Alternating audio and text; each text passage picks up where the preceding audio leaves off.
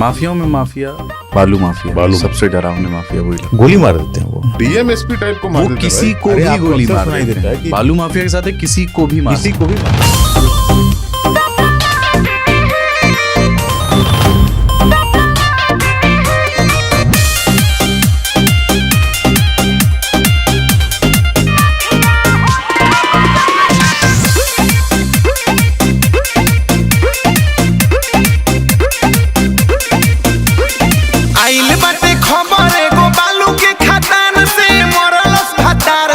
चार गो के जान से काहे ऐसे करता हो, समझावा करा के। चुप रहा। आइल बाटे खबर एगो बालू के खदान से, मरलस भतार तोरे चार गो के जान से। सुनो पैसा के गोद में बाटे रे बबुआ, थाना पुलिस रोकवा दे।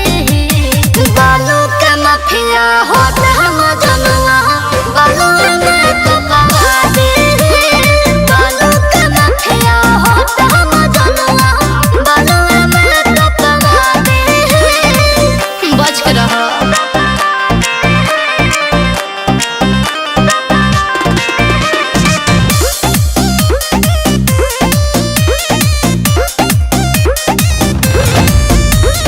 एरिया में नाम से चलला रंगदारी, गोलुआ के पैसा से बंगला लगारी।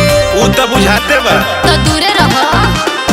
करो ताते फायर जब सभी लोग भागता, छाछ पर चढ़ा के